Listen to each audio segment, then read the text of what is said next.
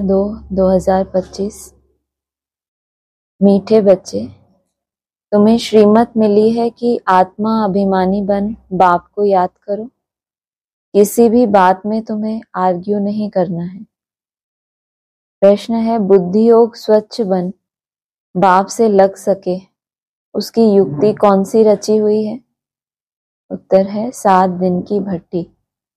कोई भी नया आता है तो उसे 7 दिन के लिए भट्टी में बिठाओ, जिससे बुद्धि का किचड़ा निकले और गुप्त बाप, गुप्त पढ़ाई और गुप्त वर्षे को पहचान सके। अगर ऐसे ही बैठ गए तो मूंझ जाएंगे, समझेंगे कुछ भी नहीं। गीत है, जाग सजनिया जाग। ओम शांति। बच्चों को ज्ञानी तू आत्मा बनाने के लिए ऐसे ऐसे जो गीत हैं वह सुनाकर फिर उसका अर्थ करना चाहिए तो वाणी खुलेगी। मालूम पड़ेगा कि कहाँ तक सृष्टि के आदि मध्य अंत का ज्ञान बुद्धि में है। तुम बच्चों की बुद्धि में तो ऊपर से लेके मूल वतन, सूक्ष्म वतन, स्थूल वतन के आदि मध्य अंत का सारा राज जैसे कि चमकता है। कहाँ तो सृष्टि का आदि मध्य अंत वो ही बुद्धि में नहीं बैठता। और तुम बच्चों की बुद्धि में क्या बताया? मूल वतन से लेकर ऊपर से लेके मूल वतन, सूक्ष्म वतन और स्थूल वतन के आदि मध्य अंत का सारा राज धुंधला नहीं है, क्या बोला? चमकता है। बाप के पास भी यह ज्ञान है जो तुमको सुनाते हैं। यह है बिल्कुल नया ज्ञान। भले शास्त्र आदि में नाम है, परंतु वह नाम लेने से अटक पड़ेंगे, डिबेट करने लग पड़ेंगे। यहाँ तो बिल्कुल सिंपल रीति समझाते हैं। भगवानुवाच, मुझे याद करो, मैं ही पतित पावन हूँ। कभी भी श्री कृष्ण को या ब्रह्मा, विष्णु, शंकर आदि को पतित पावन नहीं कहेंगे। सूक्ष्म वतन वासियों को भी तुम पतित पावन नहीं कहते हो, तो स्थूल वतन के मनुष्य पतित पावन कैसे हो सकते? यह ज्ञान भी तुम्हारी बुद्धि में ही है। शास्त्रों के बारे में जास्ती आर्ग्यू करना अच्छा नहीं है। बहुत वाद विवाद हो जाता है, एक दो को लाठियां भी मारने लग पड़ते हैं। तुमको तो बहुत सहज समझाया जाता है। शास्त्रों की बातों में टू मच नहीं जाना है। मूल बात है ही आत्मा अभिमानी बनने की। अपने को आत्मा समझना है और बाप को याद करना है। यह श्रीमत है मुख्य, बाकी है डिटेल। कहाँ है वो डिटेल? शास्त्रों में। कौन से शास्त्र हैं? बेहद के, जो मुरलियां हैं, अव्यक्त वाणी, ये सब क्या है? इसमें डिटेल है। किसके लिए? जो व्यर्थ होता है, जो बाहरी दुनिया से अंतर्मुखी बनाने के लिए कुछ ना कुछ ज्ञान का चिंतन करें, तो उसके लिए है। बाकी मुख्य बात है आत्मा समझना। बीज कितना छोटा है, बाकी झाड़ का विस्तार है। जैसे बीज में सारा ज्ञान समाया है, वैसे यह सारा ज्ञान भी बीज में समाया हुआ है। तुम्हारी बुद्धि में बीज और झाड़ आ गया। जिस प्रकार तुम जानते हो और कोई समझ न सके। झाड़ की आयु ही लंबी लिखती है।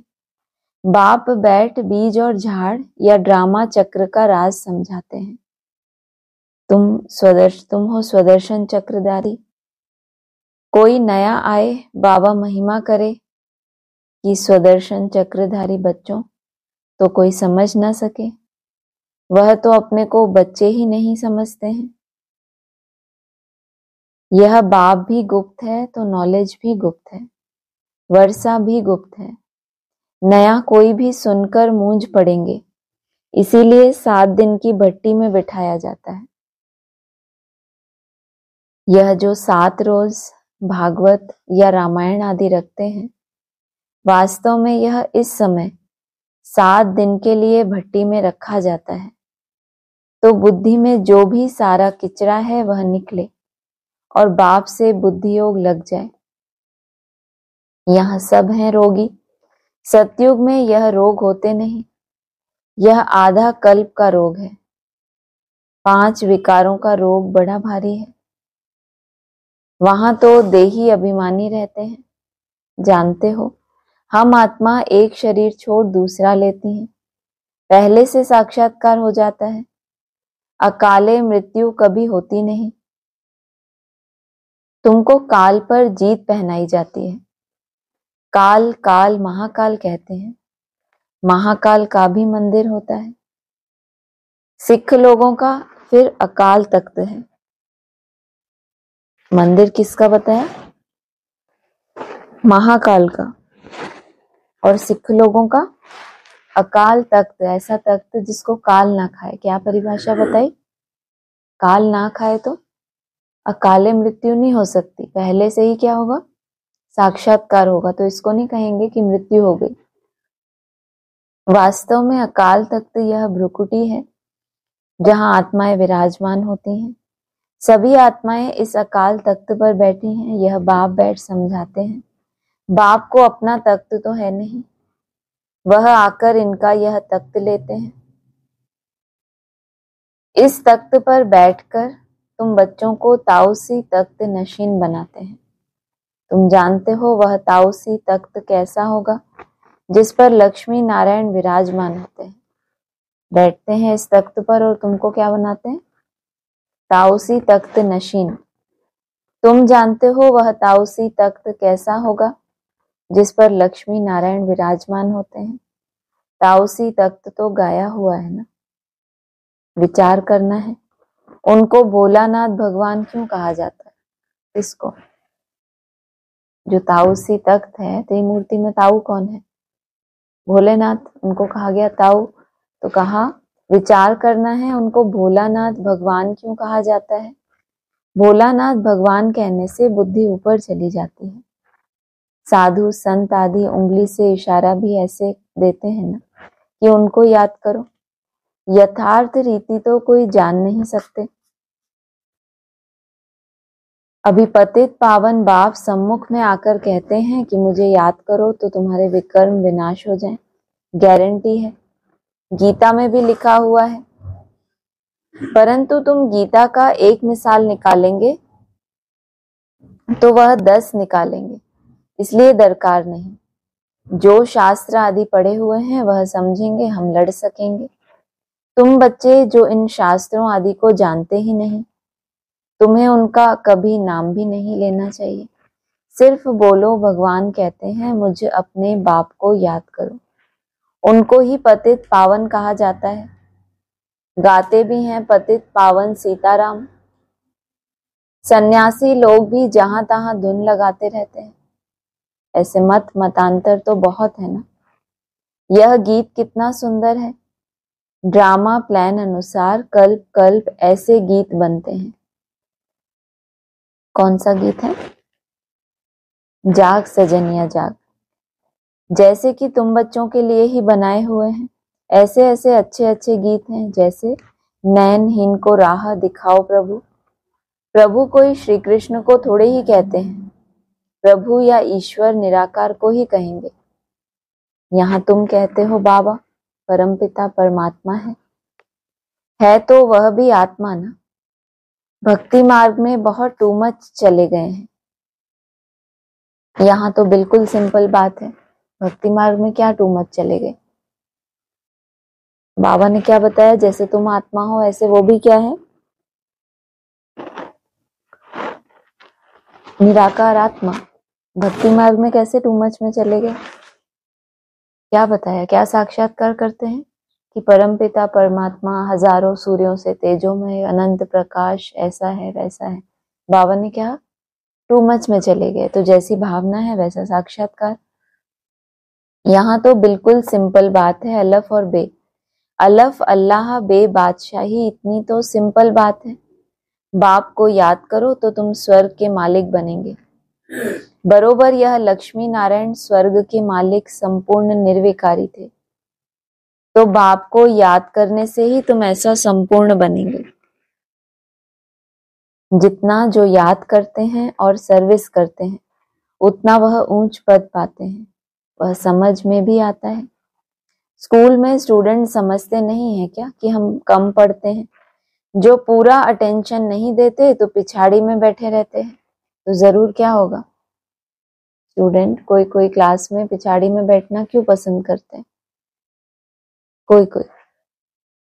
हाँ, टीचर की नजर कहाँ जाती है, आगे आगे जो बैठेंगे ऐसी जगह बैठें कि टीचर की नजर ही ना पड़े, इसका मतलब पढ़ाई में उतना अटेंशन नहीं है, तो जरूर फेल हो जाएंगे। अपने आप को रिफ्रेश करने के लिए ज्ञान के जो अच्छे अच्छे गीत बने हुए हैं उन्हें सुनना चाहिए, ऐसे ऐसे गीत अपने घर में रखने चाहिए। किसको इस पर समझा भी सकेंगे कि कैसे माया का फिर से परछाया पड़ता है। शास्त्रों में तो यह बातें हैं नहीं कि कल्प की आयु 5000 वर्ष है। ब्रह्मा का दिन और ब्रह्मा की रात आधा आधा है। यह गीत भी कोई ने तो बनवाए हैं। बाप बुद्धिमानों की बुद्धि है तो कोई की बुद्धि में आया है जो बैठ बनाया है। इन गीतों आदि पर भी तुम्हारे पास कितने ध्यान में जाते थे। एक दिन आएगा जो इस ज्ञान के गीत गाने वाले भी तुम्हारे पास आएंगे। पहले तो भक्ति मार्ग के गीत चलते थे और कहाँ चले जाते थे, ध्यान में। एक दिन आएगा जब ये ज्ञान के गीत गाने वाले भी तुम्हारे पास आएंगे, बाप की महिमा में ऐसा गीत गाएंगे जो घायल कर देंगे, ऐसे ऐसे आएंगे। ट्यून पर भी मदार रहता है ना, गायन विद्या का भी बहुत नाम है। अभी तो ऐसा कोई है नहीं, सिर्फ एक गीत बनाया था, कितना मीठा कितना प्यारा। बाप बहुत ही मीठा बहुत ही प्यारा है, तब तो सब उनको याद करते हैं। ऐसे नहीं कि देवताएं उनको याद करते हैं। चित्रों में राम के आगे भी शिव दिखाया है। कहाँ दिखाया राम के आगे शिव? रामेश्वरम में शिवलिंग की पूजा करते हुए किसको दिखाया? राम को दिखाया। तो यहाँ तो कहते हैं बाबा राम किसको कहा जाता है? शिव बाबा को। वास्तव में उस राम की बात नहीं है। ये जो दिखाया चित्रों में, राम के आगे भी शिव दिखाया है कि राम पूजा कर रहा है, यह है रॉन्ग। देवताएं थोड़े ही किसी को याद करते हैं, लेकिन जब पुरुषार्थी जीवन है तब तो क्या करते हैं? तो राम भी कोई चरित्र हुआ ना जो किसको याद करते हैं? शिव बाबा को। याद मनुष्य करते हैं। तुम भी अभी मनुष्य हो फिर देवता बनेंगे। देवता और मनुष्य में रात दिन का फर्क है। वही देवताएं फिर मनुष्य बनते हैं। कैसे चक्र फिरता रहता है किसको भी पता नहीं है। तुमको अभी पता पड़ा है कि हम सच सच देवता बनते हैं। अभी हम ब्राह्मण हैं, नई दुनिया में देवता कहलाएंगे।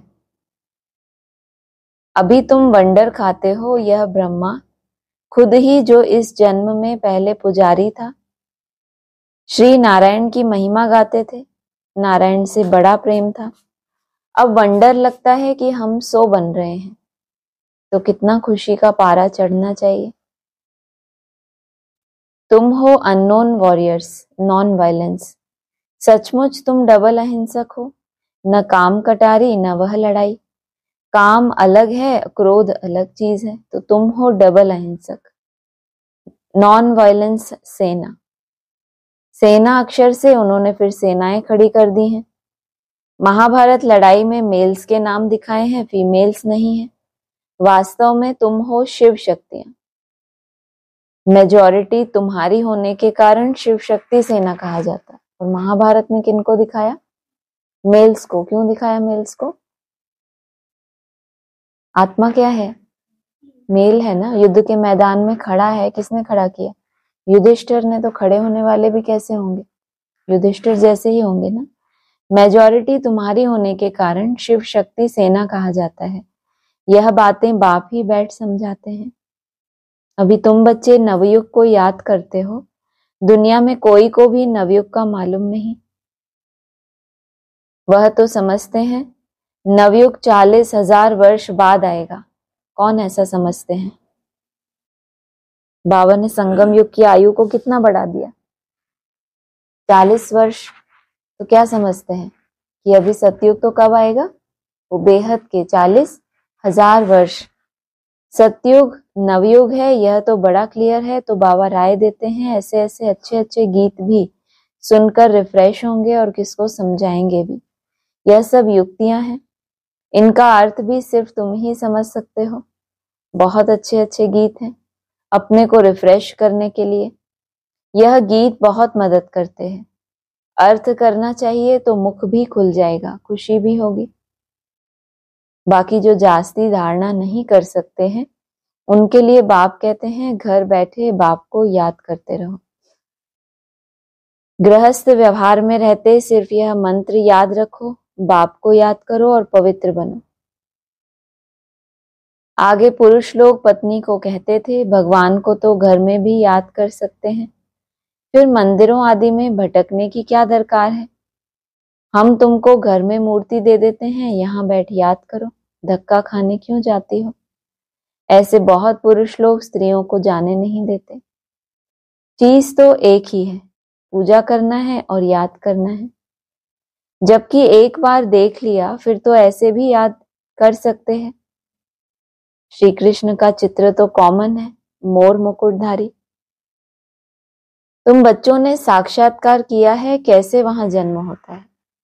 वो दूसरे देवताओं का चित्र है कि श्री कृष्ण का चित्र है, अंतर कैसे करते हैं।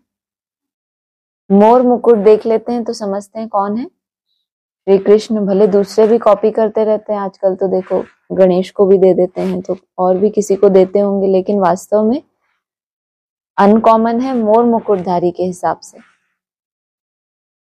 तुम बच्चों ने साक्षात्कार किया है कैसे वहां जन्म होता है, वह भी साक्षात्कार किया है, परंतु क्या तुम उसका फोटो निकाल सकते हो। एक्यूरेट कोई निकाल ना सके, दिव्य दृष्टि से सिर्फ देख ही सकते हैं। गर्भ में है और जन्म हो गया और जहां जन्म लिया वहां सब तो नहीं होंगे, तो दूर से कल्पना कर सकते हैं क्या स्टेज होगी, कैसी निराकारी स्टेज होगी, लेकिन एक्यूरेट वो चित्र वो अनुभूति शो कर सकते नहीं कर सकते। दिव्य दृष्टि से सिर्फ देख ही सकते हैं, बना नहीं सकते। हाँ, देखकर वर्णन कर सकते हो, बाकी वह पेंट आदि नहीं कर सकते। भल होशियार पेंटर हो साक्षात्कार भी करे तो भी एक्यूरेट फीचर्स निकाल ना सके। तो बाबा ने समझाया कोई से आर्ग्यू जास्ती नहीं करना।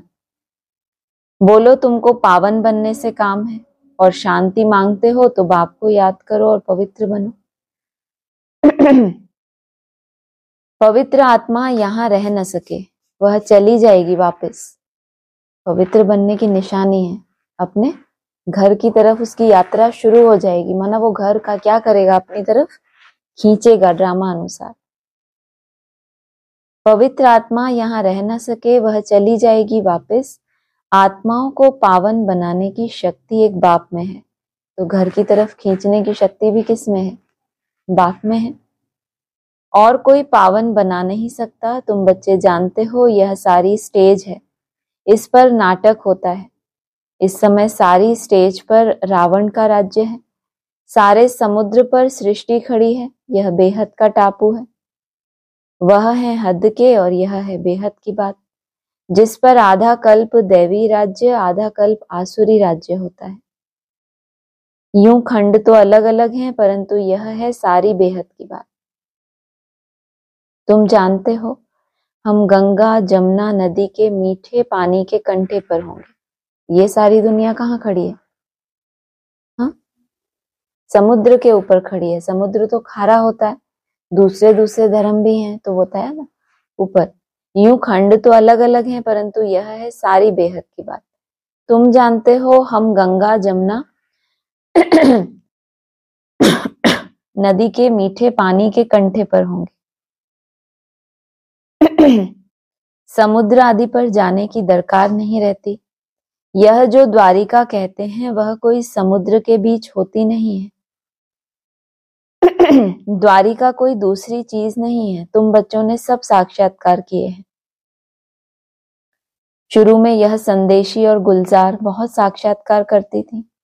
इन्होंने बड़े पार्ट बजाए हैं, क्योंकि भट्टी में बच्चों को बहलाना था, तो साक्षात्कार से बहुत बहुत बहले हैं, बाप कहते हैं। फिर पिछाड़ी में बहुत बहलेंगे। वह पार्ट फिर और है। आदि का पार्ट जो साक्षात्कार था वो बहुत अलग था, मन से बहलाने का। अंत की बात फिर कुछ और होगी। गीत भी है ना, हमने जो देखा सो तुमने नहीं देखा। तुम जल्दी जल्दी साक्षात्कार करते रहेंगे। जैसे इम्तिहान के दिन नजदीक होते हैं तो मालूम पड़ जाता है कि हम कितने मार्क्स से पास होंगे। उस समय अब एग्जाम पास आ गया, अब इतना टाइम थोड़ी है कि इतनी मोटी बुक बैठ के पढ़ें, उतना टाइम ही नहीं बचा, तो सिर्फ यही दिखता रहता है कि ये आएगा तो हम क्या लिखेंगे, हम फेल हो जाएंगे। सारे साल का साक्षात्कार कब हो जाता है? जब इम्तिहान के दिन नजदीक आते हैं। अब समय ही नहीं है कमाई करने का। जब इम्तिहान के दिन नजदीक होते हैं तो मालूम पड़ जाता है हम कितने मार्क्स से पास होंगे। तुम्हारी भी यह पढ़ाई है। अभी तुम जैसे नॉलेजफुल हो बैठे हो, सभी फुल तो नहीं होते। स्कूल में हमेशा नंबरवार होते हैं, यह भी नॉलेज है। मूल वतन, सूक्ष्म वतन, तीनों लोकों का तुमको ज्ञान है। स्थूल वतन तो बोला भी नहीं। नॉलेज फुल, और सब में फुल नॉलेज नहीं है, लेकिन फुल नॉलेज में क्या क्या आ गया? मूल वतन और सूक्ष्म वतन। इस सृष्टि के चक्र को तुम जानते हो, यह फिरता रहता है। माना उसको, सृष्टि के चक्र को जानना, इसको नॉलेज फुल नहीं कहेंगे। जब मूल वतन और सूक्ष्म वतन को भी जान गए तब कहेंगे नॉलेज फुल। बाप कहते हैं तुमको जो नॉलेज दी यह और कोई समझा न सके। तुम्हारे पर है बेहद की दशा। कोई पर बृहस्पति की दशा, कोई पर राहु की दशा होती है तो जाकर चंडाल आदि बनेंगे। यह है बेहद की दशा। वह होती है हद की दशा। बेहद का बाप बेहद की बातें सुनाते हैं, बेहद का वर्षा देते हैं। तुम बच्चों को कितनी ना खुशी होनी चाहिए, तुमने अनेक बार बादशाही ली है और गवाई है। यह तो बिल्कुल पक्की बात है, नथिंग न्यू। तब तुम सदैव हर्षित रह सकेंगे। कब? कब सदैव हर्षित रह सकेंगे? जब नथिंग न्यू का पाठ पक्का हो जाए। नहीं तो माया गुटका खिलाती है। गुटका माना व्यर्थ संकल्पों का गुटका, और नथिंग न्यू करेंगे तो संकल्प विकल्प फिर चलेंगे ही नहीं। नथिंग न्यू माना बिंदी, ड्रामा की बिंदी। तो तुम सभी आशिक हो एक माशूक के। सब आशिक उस एक माशूक को ही याद करते हैं। वह आकर सभी को सुख देते हैं। आधा कल्प उनको याद किया है, अब वह मिला है तो कितनी खुशी होनी चाहिए। अच्छा, मीठे मीठे सिकिलदे बच्चों प्रति माता पिता बाप दादा का याद प्यार गुड मॉर्निंग। रूहानी बाप की रूहानी बच्चों को नमस्ते। रूहानी बच्चों की रूहानी बाप दादा को नमस्ते। धारणा के लिए सार है, सदैव हर्षित रहने के लिए क्या पक्का करना है? क्या पक्का करना है? कौन सा पार्ट? Nothing new. बेहद का बाप हमें बेहद की बादशाही दे रहे हैं, इस खुशी में रहना है। ज्ञान के अच्छे अच्छे गीत सुनकर स्वयं को रिफ्रेश करना है, उनका अर्थ निकाल कर दूसरों को सुनाना है। वरदान है, माया के संबंधों को डाइवोर्स दे बाप के संबंध से सौदा करने वाले, माया जीत मोह जीत भव। अब स्मृति से पुराना सौदा कैंसिल कर सिंगल बनो। जितने भी संबंध हैं, पुराने संबंध जो क्या करते हैं, हमें हमारे अंदर विकारों को और बढ़ाते हैं, तो क्या हो गए? माया के संबंध, उनको डाइवोर्स देना। बाप के संबंध से सौदा करने वाले, माना बाप से हमारा संबंध है, इसलिए सब आत्माएं क्या है? हमारे भाई हैं, हमारे बच्चे हैं। उस संबंध से संबंध हो, लेकिन अपनी हमारी जो दृष्टि है जो हमें मायावी संबंधों में धकेलती है वो ना हो। तो बाप के संबंध से सौदा करने वाले माया जीत मोह जीत भाव। अब स्मृति से पुराना सौदा कैंसिल कर सिंगल बनो। आपस में एक दो के सहयोगी भल रहो, लेकिन कंपेनियन नहीं बनो। कंपेनियन है वो हमें क्या चाहिए? हमेशा अपने साथ चाहिए। कंपेनियन एक को बनाओ तो माया के संबंधों से डाइवोर्स हो जाएगा। माया जीत मोह जीत विजयी रहेंगे। अगर जरा भी किसी में मोह होगा तो तीव्र पुरुषार्थी के बजाय पुरुषार्थी बन जाएंगे। जबकि पुरुषार्थी बनना भी, उसके लिए भी क्या करना पड़ता है? पुरुषार्थ करना पड़ता है। बाबा कहते हैं अभी तो पुरुषार्थी शब्द कैसे यूज करते हैं कि अभी तो हम पुरुषार्थी हैं ना, तो ये भूल हो जाती है, ऐसा हो जाता है। बाबा ने कहा अभी तो पुरुषार्थी बनने का भी क्या चाहिए? पुरुषार्थ करना है। और यहाँ क्या बोला? अगर मोह रहा किसी में भी थोड़ा भी, तो भी तीव्र पुरुषार्थी के बजाय पुरुषार्थी बन जाएंगे। इसीलिए क्या भी हो, कुछ भी हो, खुशी में नाचते रहो। दुख कब होता है?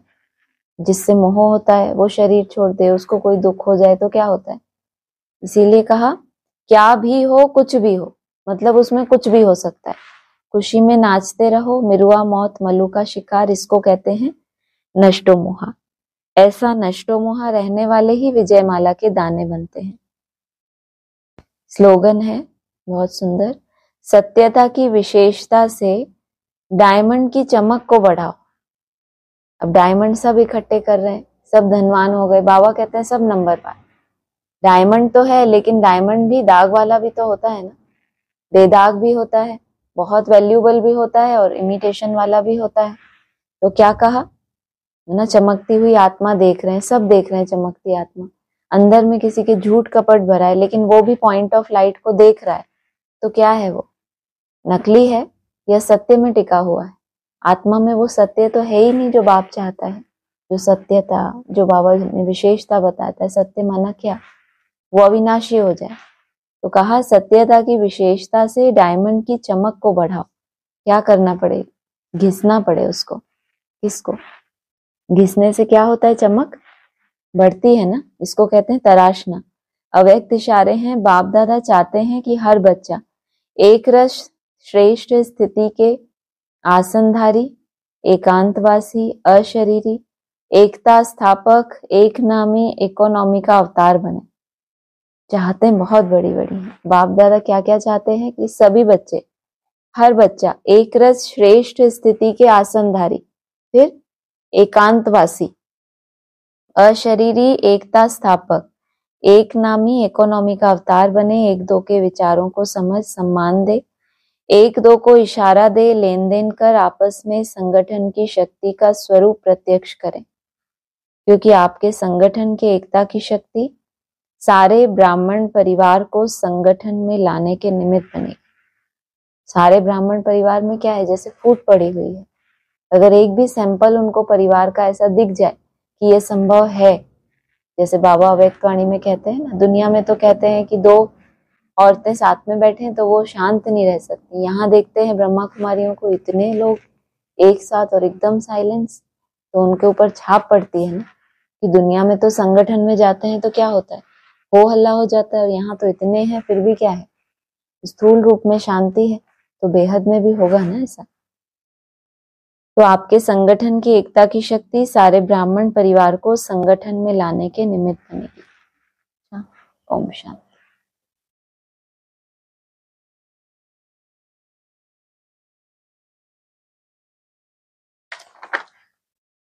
21/10/2024 का है। बाबा देखते हैं कोई चार्ट बनाकर भेज देते हैं, कोई से तो चार्ट लिखना पहुंचता ही नहीं। ज्ञान का अहंकार है। याद में बैठने की मेहनत पहुंचती नहीं। ज्ञान सुनाने में, समझने में इतनी मेहनत नहीं है, लेकिन याद करने के लिए बैठना भी, माना उसके लिए समय निकालना, उसमें अपनी मन बुद्धि को लगाने का अभ्यास करना, इसमें तो बहुत मेहनत है।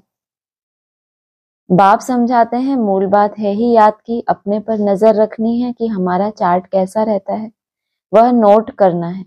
कई कहते हैं चार्ट लिखने की फुर्सत ही नहीं है। देखो ना कोई आया, चार्ट लिखने की किसमें बिजी है? ज्ञान का अहंकार है, तो ज्ञान के वर्णन में, वही सुनाने में, और कोई बहुत अच्छा सुनाने लगे तो क्या कहेंगे, उनको तो और ही नशा चढ़ेगा। सब बुलाते हैं ना जो अच्छा ज्ञान सुनाते हैं, तो दिन रात इसी में ही व्यस्त है, अपने लिए समय ही कभी निकाला नहीं।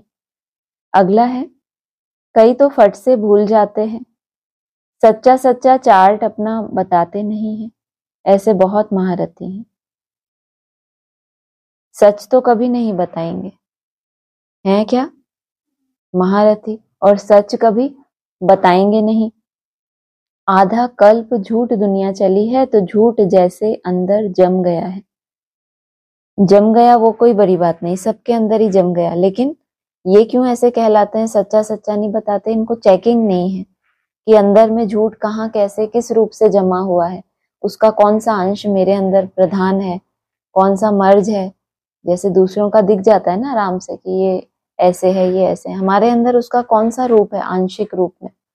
तो कहा झूठ जैसे अंदर जम गया है, इसमें जो भी साधारण है वह तो झट चाट लिखेंगे। जो अपने को क्या समझते हैं, महारथी। यहाँ किनको बोला, जो अपने को महारथी समझते हैं। और ज्ञान का नशा बहुत है, सुनाते बहुत है, फॉलोअर्स बहुत हैं, तो दुनिया में उन्हीं को महारथी कहा जाता है ना, बड़े आदमी जिनके पीछे पीछे 10 लोग आगे पीछे घूमे। अब जो साधारण है उनके आगे पीछे कोई घूमता है, तो वो तो साधारण हो गए, जिनको कोई जानता ही नहीं, जो गुप्त है। तो जो साधारण है वह झट चाट लिखेंगे। बाप कहते हैं तुम पापों को भस्म कर पावन होंगे याद की यात्रा से। सिर्फ ज्ञान से तो पावन नहीं होंगे, बाकी फायदा क्या। जो साधारण है वह तो झट चाट लिखेंगे। अब कोई महारथी है, उसको बहुत बड़ा सीट मिली हुई है ज्ञान सुनाने की, अब सीट पे बैठा है, ज्ञान सुना रहा है, अब उसका टाइम हो गया, वहां बैठ के चाट भरेगा? कितनी शर्म आएगी उसको कि कोई क्या सोचेगा। सोचो, बाबा कह रहे हैं क्या करना चाहिए, चार्ट लिखना चाहिए। जो महारथी लिखेगा तो क्या होगा, दूसरों को प्रेरणा होगी ना कि इसको कितना टेंशन है, लेकिन उनको हेटी फील होती है कि अरे। और जो साधारण होंगे, जिनकी कोई वैल्यू नहीं, वो क्या करेंगे, बाबा का डायरेक्शन मिला और झट लिखेंगे। कोई मान शान ही नहीं है। सिर्फ ज्ञान से तो पावन नहीं होंगे, बाकी फायदा क्या। इतने महारथी समझा, लेकिन सिर्फ इस एक बात से कि ज्ञान से तो पावन नहीं बन सकते और याद की मेहनत कर नहीं पाए, तो फिर क्या फायदा ही क्या हुआ। सोचो, पूरा जीवन लगा देते हैं लोग, कितनी महिमा करते हैं, सारा जीवन लगाया, तो अब देखो इनके कितने फॉलोअर्स हैं। बाबा कह रहे हैं फायदा ही क्या हुआ। अगला है, हर एक को सच्चाई से अपना चार्ट बताना चाहिए। यहाँ तुम पौना घंटा बैठे हो तो देखना है कि पौने घंटे में हम कितना समय अपने को आत्मा समझ बाप की याद में थे। पौना घंटा ही क्यों बोला, हर बात में क्या है, क्लासेस में आता है ना, हर बात में क्या है, 75% तक तुमको अपनी मेहनत करनी है, बाकी फिर 25% तुमको सहयोग मिलता है ना। तो यहाँ भी हर एक को सच्चाई से अपना चार्ट बताना चाहिए। यहाँ तुम पौना घंटा बैठे हो तो देखना है पौने घंटे में हम कितना समय अपने को आत्मा समझ बाप की याद में थे। अगला है, कईयों को तो सच बताने में लज्जा आती है, बाप को सच नहीं बताते। वह समाचार देंगे कि यह सर्विस की, इतनों को समझाया, जिसमें इनका क्या हो, महिमा उठे, नाम वाला हो जाए, तो वो समाचार देते हैं बाप को। लेकिन कौन सा समाचार नहीं देते, सिर्फ इतना ही टाइम चाहिए, कितना, आधा पौना घंटा बैठे। अमृत वेला 4 बजे भी उठते हैं अगर कोई ब्राह्मण, तो 4 से पौने 5 उनके पास क्या है, पौना घंटा तो है ना, उसमें ही अपनी चेकिंग कर सकते हैं। लेकिन सच कैसे बताएं कि उसमें भी सारा क्या आता रहा, दिन भर जो करना है उसकी प्लानिंग नहीं आती रही, तो लज्जा आती है। बाप को सच नहीं बताते। वह समाचार देंगे कि यह सर्विस की, इतनों को समझाया, यह किया, परंतु याद की यात्रा का चार्ट नहीं लिखते। बाप कहते हैं याद की यात्रा में न रहने के कारण ही तुम्हारा कोई को तीर नहीं लगता। उन्होंने तो समाचार दिया, इतनों को समझाया, ये किया, और बाबा कह रहे हैं तुम्हारा तीर वेस्ट। क्यों? क्योंकि तुम याद की यात्रा का चार्ट ही नहीं रखते। अगला है, कई तो कहते हैं हम निरंतर याद में रहते हैं। ये एक आ गए। एक तो हो गए सच बताने में डरते हैं, कैसे बताएं हम, इसका मतलब जानते हैं कि हमने अच्छे से याद नहीं किया, कम से कम जानते तो हैं। ये एक उनसे बड़े हैं, उनके भी बाप हैं, ये क्या कहते हैं, हम तो निरंतर याद में ही रहते हैं। बाबा कहते हैं यह अवस्था अभी हो नहीं सकती, अगर निरंतर याद करते फिर तो कर्मातीत अवस्था आ जाए। बोला ना, आत्मा पवित्र हो जाए तो यहाँ से चली जाएगी, वापस चली जाएगी, कोई तो खींचेगा ना, घर खींचता है ना अपनी तरफ। जैसे जैसे आत्मा पवित्र बनती है, तो जिस दुनिया के हैं, माना आपके अंदर दूध दूध में मिलता है, बाबा ने कहा है ना लास्ट समय में, दूध दूध में मिल जाएगा और कीच कीच में, तो जो जैसा है उसको वो स्टेज, वो स्थान अपनी तरफ क्या करेगा, खींचेगा ना। अगर निरंतर याद करते फिर तो कर्मातीत अवस्था आ जाए, ज्ञान की पराकाष्ठा हो जाए, ये भी एक निशानी है। याद करते करते क्या हो जाए, ज्ञान की पराकाष्ठा हो जाए, ये नहीं ज्ञान की तो कोई वैल्यू ही नहीं। जो बोला स्थूल वतन, सूक्ष्म वतन, मूल वतन, जितने भी रहस्य हैं सारी सृष्टि के, जिनको साइंस भी अभी तक खोज ना पाई हो, और वो जो कर्मातीत आत्मा बनेगी वो कहाँ पहुंच जाएगी, ज्ञान की पराकाष्ठा में। इसलिए मुख में क्या दिखा दिया, सारा ब्रह्मांड ही दिखा दिया। माना ब्रह्मांड का कोई ऐसा रहस्य नहीं है जो इनके मुख से वर्णन ना होता हो। अब बुद्धि में है तो वर्णन में भी आएगा ना। तो कहा अगर निरंतर याद करते फिर तो कर्मातीत अवस्था आ जाए। सोचो ज्ञान की पराकाष्ठा कब आनी है? जब निरंतर याद हो जाए। थोड़ा ही किसी को समझाने से बहुत तीर लग जाए, मेहनत है ना। अगला है इसी मुरली का, इनका नाम ही है योग अर्थात याद की यात्रा। ज्ञान को स्नान नहीं समझना, योग का स्नान है। ज्ञान तो पढ़ाई है, स्नान से क्या होता है? पवित्र बनते हैं। ज्ञान तो पढ़ाई है, तो ज्ञान को स्नान नहीं समझना। योग का स्नान है जिससे पाप कटते हैं। ज्ञान और योग दो चीजें हैं। अगला है ज्ञान और विज्ञान। ज्ञान माना पढ़ाई, विज्ञान माना योग अथवा याद। किसको ऊंच रखेंगे, ज्ञान या योग? याद की यात्रा बहुत बड़ी है, इसमें ही मेहनत है। कोर्स के लिए तो ज्यादा से ज्यादा 7 दिन का कोर्स है, 5 दिन का कोर्स है, लेकिन याद की यात्रा बहुत बड़ी है, बहुत समय लेती है और इसमें मेहनत भी है। अगला है यहाँ का वायुमंडल अच्छा शुद्ध रहता है। ड्रामा अनुसार कितना दूर पहाड़ी पर आकर तुम बैठे हो। यादगार भी सामने एक्यूरेट खड़ा है। ड्रामा अनुसार अभी बैठे हो पहाड़ी के ऊपर, कितना दूर, यहाँ से पहाड़ी बहुत दूर है। कितना टाइम लगता है पहुंचने में? बहुत दूर है ना, या पास में है? जब वहां पहुंचे पहाड़ी पे तो फिर तुम्हारा यादगार एक्यूरेट, तुम्हारा यादगार सामने खड़ा है। ऊपर में स्वर्ग दिखाया है, बोलते ही क्या है उसको? कलयुग का वैकुंठ धाम बोलते हैं। तो यहाँ का वायुमंडल अच्छा रहता है। ड्रामा अनुसार कितना दूर पहाड़ी पर आकर तुम बैठे हो, माना ड्रामा अनुसार क्यों बोला? पीछे बताया ना, आत्मा पवित्र बनेगी तो कहाँ चली जाएगी? वापस। माना उसको वायुमंडल भी फिर कैसा मिलना है? क्योंकि आत्मा बोला है ना, पावन आत्मा पतित दुनिया में रह ना सके। अब आत्मा पवित्र बन गई तो उसको वायुमंडल भी कैसा चाहिए? एकदम शुद्ध। क्योंकि उसने क्या किया, इस नरक के बीच में पुरुषार्थ किया ऐसा कि क्या बनूं मैं, आत्मा पवित्र। तो उसका फल क्या मिलेगा? यह वायुमंडल ही ऐसा मिले कि सहज हो जाए। जो यात्रा मेहनत से कर रही थी वो पुरानी दुनिया में, वहां पहाड़ी पे दूर जाके बैठे और वायुमंडल कितना अच्छा शुद्ध रहता है। और यादगार भी एक्यूरेट, जहां तुम्हारी यादगार वहीं तुम फिर बैठे हो तो कितना नशा रहे। अच्छा, ओम शांति।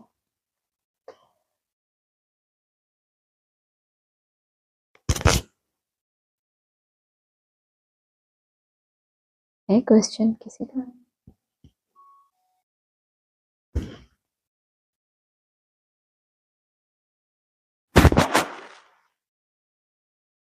हाँ जी, ऑनलाइन बोलना है कुछ? ओम शांति। आवाज तो आज आया कि शास्त्रों में झाड़ की आयु लाखों वर्ष बता दी है। हाँ जी। और बाप बैठ बीज और झाड़ वह ड्रामा का राज समझाते हैं। तो जो झाड़ है वो भी चैतन्य है और ड्रामा भी, तो वो एक ही हुआ? नहीं, झाड़ का जो चित्र है उसको बाबा ने टैली किया है देलवाड़ा मंदिर के साथ। ड्रामा जो है उसको कहेंगे चक्र, सृष्टि चक्र। सृष्टि चक्र का चित्र अलग है और झाड़ का चित्र अलग है। बाबा ने बोला है देलवाड़ा मंदिर के साथ टैली किया है कि उन्होंने झाड़ की आयु बहुत लंबी कर दी है। माना ये जो शास्त्रों में तो इस हिसाब से लिखा है, सतयुग से कलयुग से द्वापर की आयु दुगनी, त्रेता की तिगुनी। तो उन्होंने जो जड़ सृष्टि रूपी वृक्ष है, कहते हैं ये सारी सृष्टि वृक्ष है, इस पे 2 पक्षी बैठे हैं, एक भोगी है एक अभोक्ता है। तो उन्होंने उस झाड़ की बात की है, ये जो सृष्टि लाखों वर्ष की चलती आई है। बाकी यहाँ जो बताया है, यहाँ बाबा ने मुरली में बोला है कि देलवाड़ा मंदिर की आयु इतनी ही है जितनी तुम्हारी झाड़ की आयु है। हाँ जी, वो बेहद की बात है। अच्छा अच्छा, बेहद की बात है। हाँ जी, कल की मुरली में ऑलमोस्ट पूरी मुरली में यही था कि अब ये तो रूहानी बच्चे समझते हैं भगवान कौन।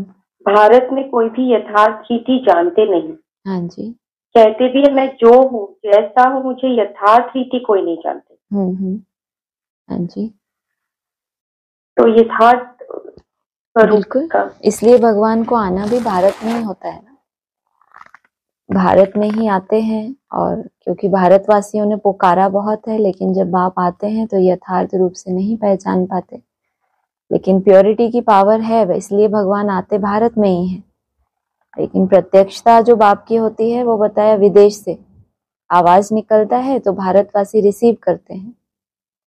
तो ड्रामा ऐसा बना हुआ है कि उसका जो मैं जो हूं जैसा हूं, इसलिए बोला ना, बहुत विस्तार कर दिया है। हजारों सूर्यों से तेजोमय है, प्रकाश है। बाबा ने कहा बहुत सिंपल बात है कि मैं आत्मा ज्योति बिंदु हूं और परमात्मा भी स्टार है। खुद उस स्टार स्वरूप में रहकर, जो आज बोला ना, निरंतर कोई याद करे तो ज्ञान की भी पराकाष्ठा हो जाए। तो बलिहारी सारी याद की है। याद की यात्रा से सभी संकल्पों की विधि और सिद्धि होनी है। तो पहले ज्ञान आता है, फिर ज्ञान दाता आता है। बुद्धि में पहले याद कर रहे हैं, मान लो जिस भी विधि से, जिस स्वरूप से भी जिसके लिए सहज है, वो उस स्वरूप से याद कर रहे हैं।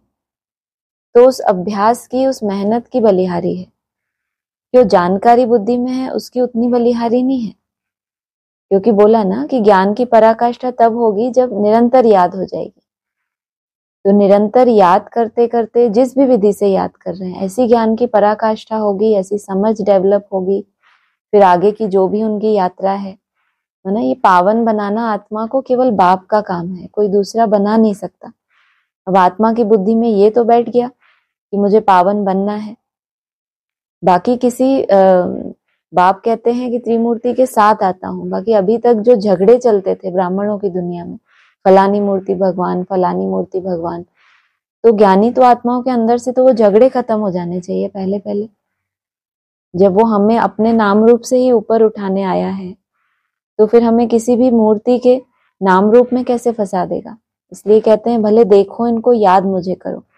भले इन आंखों से देखा नहीं है, भले तुम जानते हो शिव बाबा हमारा बेहद का बाप है, तो भले हमारे जिसकी बुद्धि में जिस भी तरह का नॉलेज है, जिसकी जो भावना है, जिस भी तरीके से वो याद कर रहा है, अगर उसकी आत्मा सच्ची है, माना मन बुद्धि में सच्चाई सफाई है, तो बाबा ने तो कहा है सच्चे दिल पे साहब राजी।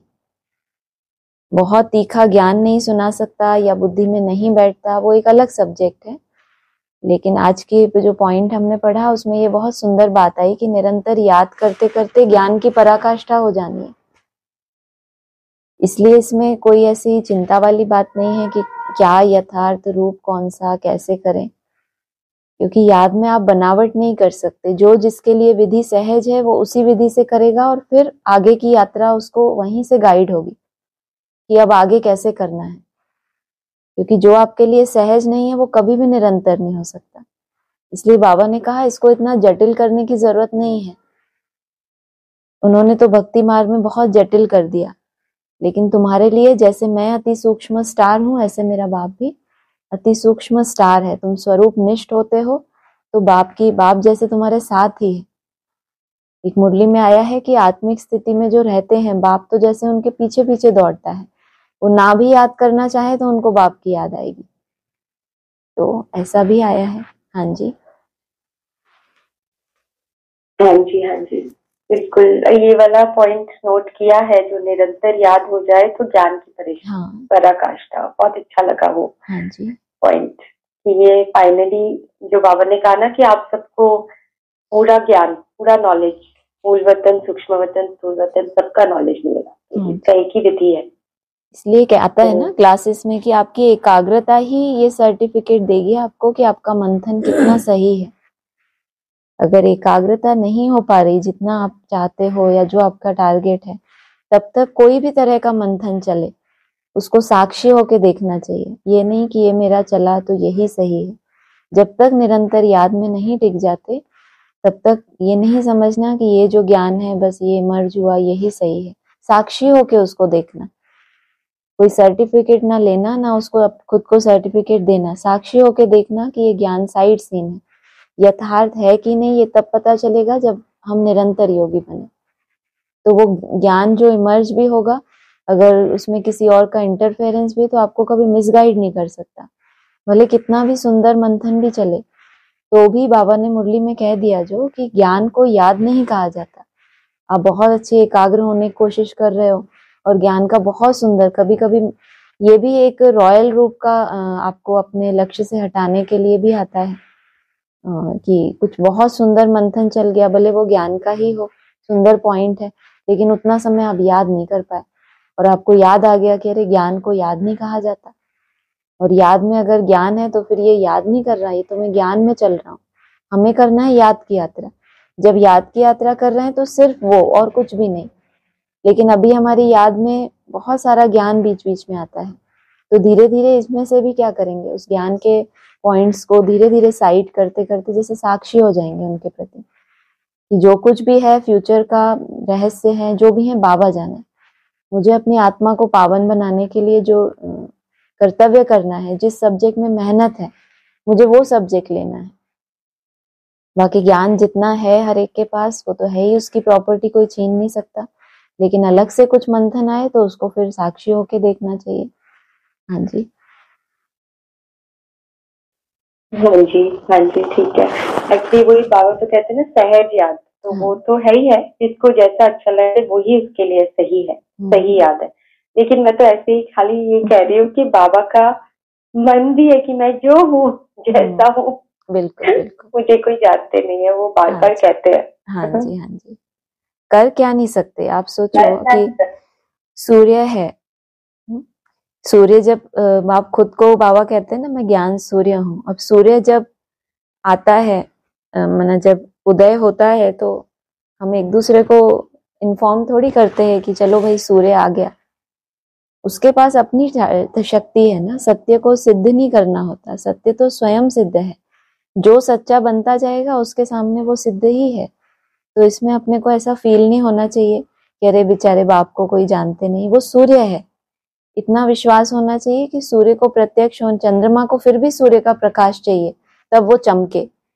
सूर्य जब आता है, प्रत्यक्ष होता है, तो कोई एक दूसरे को बताते हैं देखो सूर्य आ गया, सबको घर बैठे पता चल जाता है। आंखें खुली हो तब ना। जो 10 बजे उठा उसके लिए सूर्योदय कब हुआ? उतने ही बजे उसने देखा ही तब। अब वो ही सो रहा है, लेकिन ऐसा तो नहीं है कि सब सोते हैं। भारत में तो ये परंपरा है, अमृत वेले का नियम तो बना ही भारत में। आप सोचो भारत में ही क्यों है ये नियम अमृत वेले जागने का, विदेशों में नहीं है उतना। लेकिन क्योंकि भारतवासियों ने संगम पर ये शूटिंग की है कि सूर्य उदय होने से पहले, जब वो गुप्त रूप में था, अंधकार था, तब भी उन्होंने बाप को पहचान लिया। तो इसलिए इतना ऐसे नहीं, आपको दया आनी चाहिए, बेचारे बाप को कोई जानते नहीं। आज भी अमृत वेले का गायन है, अमृत वेला सफल किया है तभी तो। हाँ जी, मुझे दया नहीं नहीं क्या बोले, बाबा बार बार कहते रहते हैं मुझे कोई जानता नहीं। दया नहीं, मतलब ऐसे ही हंसी की बात कह रही हूँ कि बाबा कहते हैं हाँ। जब तक वो नहीं चाहेगा तब तक उसका परिचय किसको मिल भी नहीं सकता। योग्य बने ना, योग्य बने ना, पात्र होगा तो उसमें अब हमको बाबा सिखाते हैं कि पात्र को दान देना, तो खुद वो पात्र के पास ही जाएगा ना। इसलिए बोला कि रथ मिल गया तो बाप आ गया। इनके भी कितने नखरे हैं। वैसे तो कहते हैं मुझे आना पड़ता है, आना पड़ता है, ऐसे ही थोड़ी आ गए। इनको पहले रथ मिला, जैसा इनको चाहिए था, त्यागी तपस्वी, ऐसा देखते हैं पहले, मिलता है तब आते हैं, ऐसे थोड़ी आते हैं। हाँ जी, हाँ जी, ठीक है। ओम शांति, ओम शांति, शांति। हाँ जी, हाँ जी बोलिए। ओम शांति, ओम शांति। हाँ जी दीदी, ये क्वेश्चन मुझे भी बहुत परेशान करता है कि बाबा ने सस्पेंस इतना बनाया हुआ है, जो बोलते हैं कि मुझे कोटो में कोई जानता है, तो वो ऐसा क्या है जो मतलब बहुत ही कम लोग जानते हैं। अभी जो मुरलियां चली हैं, ये मुरलियां जब चली हैं तब से लेके अभी तक सोचिए कहाँ पहुंचे आके। माना कोटों में कोई में कोई भी तो निकल आए हैं ना आत्माएं। अभी सिर्फ माला में पिरोने की देरी है ना। इतने बड़े जो कोटों में कोई तो निकल आए ना। जो पहले दुनिया में मानते थे उसके मुकाबले आप देखो ब्रह्मा कुमारी इसमें कुछ ना कुछ यथार्थ पहचाना, फिर एडवांस ज्ञान समझा हमने, अगली मूर्ति को समझा, वहां कुछ ना कुछ यथार्थता आई बुद्धि में। अब जो लास्ट में 2018 के आसपास बाप ने परिचय दिया, बाप का एक्यूरेट परिचय, तो वो भी नंबरवार पुरुषार्थ अनुसार बुद्धि में बैठ रहा है। तो ये मुझे नहीं लगता कि ये कोई बहुत ऐसे चिंता का विषय है। निश्चिंतता होनी चाहिए, जैसे कल बोला तुम्हें खुशी होनी चाहिए कि बाबा तुमसे खुद पुरुषार्थ करा रहे हैं। मैंने जिनकी बुद्धि, जिनको इन मुरली के पॉइंट से कोई लेना देना ही नहीं कि क्या है यथार्थ रूप, हम तो उस यथार्थ रूप की इतनी हमें चिंता थी, तब तो आज हम यहाँ बैठे हैं। अब इससे आगे जो जहां ले जाना है वो केवल बाप को ले जाना है, क्योंकि आप देखो यहाँ जो हम ज्ञान सुन रहे हैं, अभी धीरे धीरे इसमें ज्ञान का जो रोल है वो खत्म होता जा रहा है ना। क्यों खत्म होता जा रहा है? इसका मतलब अब जो भी कुछ होना है हमारी मन बुद्धि में, जो यथार्थ परिचय बैठना है, जो प्योरिटी का लेवल हमारा आगे बढ़ना है, वो सब कुछ अब याद के आधार से ही होना है। इसलिए आज ये पॉइंट हमने डिस्कस किया ना कि याद करते करते एक ऐसी अवस्था आएगी कि उस समय ज्ञान की भी पराकाष्ठा होगी। लेकिन अभी हमें क्या करना है? अभी जो भी ज्ञान के ऐसे प्रश्न है, नहीं, बाबा कहते हैं ना, कोई बात नहीं समझ आती तो उसको उस समय के लिए छोड़ दो, क्योंकि जैसे जैसे आगे बढ़ेंगे, जिस जिस चीज की जरूरत है बाबा आपे ही देगा, तुमको पूछने की भी दरकार नहीं रहेगी। तो बोला है कि बाबा योग्य हैं, हम बस उस योग्य बने कि वो जो ज्ञान सागर की जो थालियां जो बोला है भर भर के देते हैं तुम्हें, तो हम उस योग्य बने कि हमारी बुद्धि में भी वो चीजें आए। तो योग्यता के लिए याद की यात्रा चाहिए, उसी से आत्मा पवित्र बनेगी। अभी तक हमने जो सेवाएं की, बाबा ने अभी पॉइंट्स में भी हमने सुना ना, बाबा को समाचार देते हैं, हमने इतनी सर्विस की, इतनों को सुनाया। बाबा कहते हैं तुम याद में नहीं रहते, इसलिए तुम्हारा तीर लगता ही नहीं। इसीलिए अभी इस दुनिया में तो सब्जेक्ट ही चेंज हो गई। पहले दूसरों को सुनाए ज्ञान, फिर अपनी अवस्था चढ़ जाएगी, ऐसा नहीं। अभी हम खुद इतनी मेहनत करें, इतने डायमंड इकट्ठे करें, और फिर बोला डायमंड को भी क्या करना है, क्या बताया? सत्यता की शक्ति से डायमंड की चमक को बढ़ाना है। तो कितनी बड़ी बात है, इस पॉइंट के ऊपर चिंतन करें कि डायमंड जहां रहता है वहां चारों तरफ रोशनी फैल जाती है। रोशनी ज्ञान की भी तो है, प्योरिटी की भी है, दो तरह की रोशनी है। तो हम डायमंड बनने की मेहनत करें, तो फिर बाप के अंदर जो कुछ भी है वो सब कुछ आपके अंदर ट्रांसफर हो जाएगा। समान मन हो जाना, माना बाप का जैसे अमन है, बाप ने कहा जैसे मेरा मन है, मन मना भव, शुद्ध संकल्पों वाला, जो बोला ब्रह्मा बाप को फॉलो करो, और फिर निराकार रूप में अमन। तो जो जो बाप के अंदर है वो सब कुछ ट्रांसफर होने वाला है। तो कोई भी चीज रह नहीं जाने वाली अगर आप याद की मेहनत कर रहे हैं। इसीलिए बाबा ने बोला है कि हाँ, मुझे यथार्थ रीति जानते नहीं, लेकिन ये भी तो बोला कि यहाँ भी जो बैठे हैं उनमें भी नंबरवार हैं, कोई जानते हैं कोई नहीं जानते। ऐसा तो नहीं है कि सभी ही नहीं जानते। जो भी पढ़ाई पढ़ने वाले हैं, आप ब्राह्मणों को देखो, जितने भी आप ब्राह्मणों को जानते हो पढ़ाई पढ़ने वाले, उनमें से कुछ ना कुछ आपकी बुद्धि में यथार्थता है ना। और आगे भी अगर कोई ऐसा रहस्य है तो फिर उसके लिए बहुत चिंतन नहीं करना, क्योंकि ज्यादा संकल्पों में रहने से यथार्थ संकल्प जो है वो नहीं आएगा आपके पास।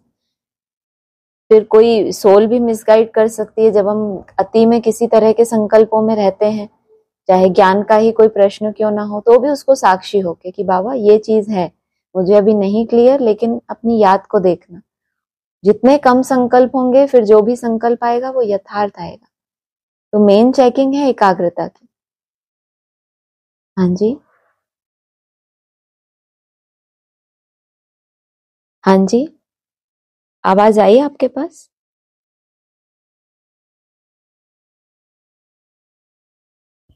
जुड़िए। चलो, और किसी का है? हाँ जी,